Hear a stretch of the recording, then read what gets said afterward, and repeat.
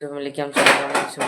આજનો બ્લોગની અંદર તમારું બધાનું હાર્દિક હાર્દિક સ્વાગત છે. અને આજનો બ્લોગ આપણે ક્યાંથી સ્ટાર્ટ થઈ ખબર છે? કેટલા વાગે સ્ટાર્ટ થયો છે? 1:10 થઈ ગઈ છે અને આપણો બ્લોગ સ્ટાર્ટ થઈ ગયો છે. તો નાઇટિંગ કમ્પ્લીટ થઈ ગયા અને અત્યારે આવ્યા હતા બપોરે ખાવા અને વધારવાનું છે કારખાને. તો વિડીયોમાં ના રહેજો. તો ચાલો ડાયરેક્ટ જઈ પ્રકાશભાઈની ઘરે. ફાઇનલી મિત્રો હવે પાછો રસ્તે નીકળી જશું અને પાછો આજે દરરોજની બળદ આવશું પ્રકાશભાઈની ઘરે. તો ચાલી જવાનું છે તો વિડીયોમાં બિના રહ્યો અને આજ તમને બતાડવામાં આવશે કારખાને. કન્ટિન્યુ વિડીયોમાં હવે જાઉં છું ત્યાં જાઉં છું. મને ભૂલાઈ ગયું હું આમ હાલ્યો જાઉં છું એટલે નજર બધી કરું છું કાંઈ આમ. અને આજ છે કે હું જાઉં છું પાછો કારખાને બરાબર. અને કેદુનો બ્લોગ નહોતો આવ્યો પાછો એટલે આજ બ્લોગ મેં બનાવી નાખ્યો. કેદુનો મેં બ્લોગ ઉતાર્યો નહોતો એટલે મેં પાછો આ બ્લોગ સ્ટાર્ટ કરી દીધો છે. મિત્રો બહુ બાટીને ધબધબાટી હવે હું જાઉં છું પાછો પ્રકાશભાઈની ઘરે. અને રસ્તો સુનસાન ખતરનાક ભયાનક બીક લાગે એવો રસ્તો છે. તો જવું પડશે એમાં તો હાલશે જ નહીં. જવું પડશે એટલે જવું જ પડશે એવું છે. અને હાલીને જઈએ કારણ કે બહુ લટકે આગું હોય નહીં. અમારું ગામ છે એના પાટિયા પ્રકાશભાઈ ઘર એટલે કે ઓલું મંદિર દેખાડ્યું તમને એ તો થોડુંક દેખાણું છે લાટ દેખાય નહીં કારણ કે એ તો બહુ દૂર છે થોડુંક નહીં ઘણું દૂર છે. અને આપણી પાસે ફોન એવો કાંઈ હાઈફાઈ છે નહીં એટલે કાંઈ બહુ આખું ઝૂમ થાય નહીં એટલું બધું. અને તોય તમને માહિતી જેટલું ઝૂમ થાય જેટલું ઝૂમ થાય એટલું નહીં થોડુંક ઝૂમ કરીને બતાવ્યું કારણ કે પછી વધારે ઝૂમ કરી તો રેડા જાય કારણ કે આપણી પાસે બહુ મોટો ફોન છે નહીં થોડોક નાનો એવો હલકો ફોન છે. તો સાંઈ આવ્યું એટલે મજા આવી અને થોડુંક કાગું છે આમ ઘણું છે પણ આમ થોડુંક છે. તો ગાય પોગી જઈએ અને બધી બાજુ રસ્તો આમ શું કહેવાય સુમસાન. હું પોગી જઉં છું મંદિરે તો દર્શન કરી લો. હવે પોગી જાઉં છું પરેશભાઈની ઘરે ઓલા પ્રકાશભાઈની ઘરે પરેશભાઈ ઉતા છે પ્રકાશભાઈ ફોનમાં કરીને કરે છે. અને હું પંખાના અહીંયા જો આમ બહાર આવે એટલે બેઠ નીકળી જશે તો એને કારખાને જવામાં. ફાઇનલ મિત્રો હું પ્રકાશભાઈ પોગી જશે કારખાને અને બધા હીરા ખાય છે. તો ચાલો તમને બતાવું કેમ હીરા ખાય.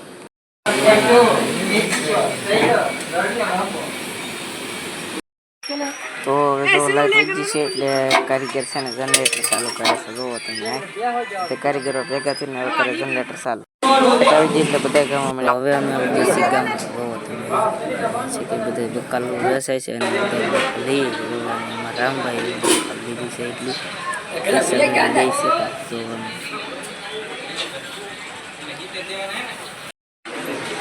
રામભાઈ જો સોળ વીડીમાં મળ્યા છે.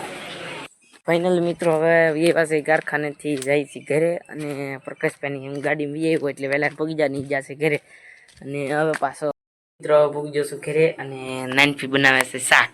જો શાક બનાવે છે અને આ થેલીમાં શું છે તમને હાલો આગળ બતાડું. પહેલાં કાઢી નાખું ને પછી બતાડું. તમને બતાડી દઉં આમાં જો જબલું છે એમાં કંઈક આવી રીતની કંઈક ભૂંગળી ને આ વાટકી આમાં શું છે આમાં સેવલી છે અને આમાં શું કહેવાય તો દાળ દેખાય છે. આમાં કયા પૌવા કહેવાય આને ડોડાને કહેવાય છે ડોડાના પૌવા છે. આમાં છે શું છે આ શું કહેવાય આ નામ ભૂલે છે મમરાની 2 થેલી એક આ થેલી ને એટલું. ને શાક બનાવે છે નાનપુઈ. શાક બોલે તો શેનું શાક છે? શાક બોલતા નથી. રીંગણાનું બટાટાનું ટમેટાનું કેટલાનું છે દાણાનું ઘાટ છે અને બધા પોતપોતાનું કામ કરે છે ને એ બનાવે શાક. તો એટલી વસ્તુ છે. તો હાલો હાલે સેવડ બનાવીને તમને બતાડું. મિત્રો હવે 5 જ મિનિટની અંદર હું પાછો પહોંચી જશું વાડીએ. હોઈ શકતા હશો તમે. અત્યારે શું કહેવાય સાંદા ભગવાન એટલે કે સૂર્ય ભગવાન પણ હાથમી જશે. આવજો બાય બાય ટાટા. અને હવે હું આવી જશું એટલે આ પડાય આગળ પડાઈ જતલો યાર હું કરવું યાર હું કરવું એમ થાય ઘડીએ પડાઈ જતા. અને આમ જોવો તમે વાવાઝોડું આવ્યું તે દોન બધું પીડ્યું. આમ જોવો ઓહો અહીંયા પાંદડા પીડ્યા બધું ખેદાન મેદાન થઈ ગયું. જોવો તમે આમ એકવાર જોવો તમે બધું ખેદાન મેદાન આમ કઈ જોવો તમે આમ બધું ખેદાન મેદાન પાડો છો આખા ખેતરમાં બધું ખેદાન મેદાન થઈ ગયું છે. અને આપણું ઘર રહેતી દેખાય છે એટલી તો આપણું ઘર દેખાય છે. અને તમને હજી પાંદડાને એવું દેખાડું. અને હું વાડી શું કરવા આવ્યો તમને ખબર? લીમડો લેવા મીઠો મીઠો મીઠો લીમડો લેવા, મીઠો ને કડવો ને બધો મીઠો લીમડો લેવા આવ્યો સૌ. એ આપણે સેવડો બનાવવાનો છે કે એમાં નાખવાની એટલે જોવો તમે એમાં. ઓહો, અને અહીંયા જોવો, અને અહીંયા જોવો, ઓહો. અને આપણે મીઠા લીમડો નાખવાનું, ઓલા મીઠા લીમડો લેવા આવ્યા છીએ, નાખવાનું નહીં પણ મીઠો લીમડો લેવા આવ્યા છીએ ને આપણે નાખવાનો છે ઓલું શું કહેવાય, આપણે શું બનાવવાનું સેવડો. હા, જો સેવડો બનાવવાનો છે અપડેટ તમને આપું ને તો એ રીતે એમાં નાખવાનો છે. તો વિડીયો તમે જોજો ને અમે કેવી રીતે સેવડો બનાવી જોજો ને તમે કેવી રીતે બનાવો એ કોમેન્ટ કરી દેજો. તો હાલો તમને ઘરે જઈને અપડેટ આપી દઉં. ફાઇનલી મિત્રો હજી વાડીમાં છો અને જો એટલો લીમડો લઈ લીધો છે, બહુ સારો નહીં, કંઈક આવી રીતનો કંઈક છે.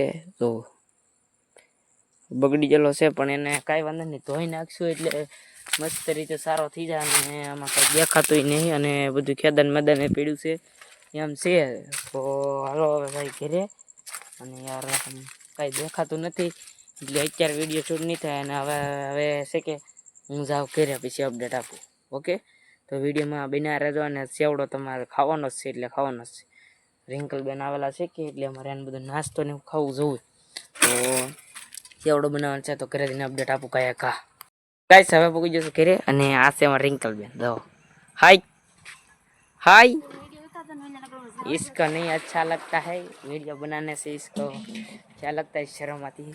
તો કંઈ નહીં, આપણે થોડુંક હિન્દી બોલ્યા અને અહીંયા શું કામ મમ્મી છે, કાંઈ વાંધો નહીં. અને તો ઘરે પહોંચી જશું. હવે લીમડો સારી રીતે ધોઈ નાખો, ખાવાની જરૂર છે. હવે આ ભૂંગળા લીધા મેં અલગથી, આમાં નાખ્યા અને આવી રીતે વાટકી નાખી, પછી આવી રીતે ઉપરથી ભૂંગળા નાખ્યા મસાલાવાળા. જો પછી નાખવાની જરૂર એક ચડાય છે. તો હવે નાખશે તો એવી આવું હે. તો હવે સેવડો છે ને એટલે પૂગી જશે. તો એટલું બધું ભેળવી નાખ્યું અને યાર તો આજનો વ્લોગ એટલે હું તમને વિડીયો ગમ્યો હોય તો લાઈક કરજો, શેર કરજો, ચેનલમાં નવા હોય તો સબસ્ક્રાઈબ કરજો અને નાની એમથી કોમેન્ટ કરજો. અને યદિભાઈ બેહવા આવ્યા તો ચેનલમાં પહેલી વાર સબસ્ક્રાઈબ કરજો અને પાછા કાલે મળીએ કાલે નવા વ્લોગમાં. ચાહું બધાને જય માતાજી, આવજો, બાય બાય.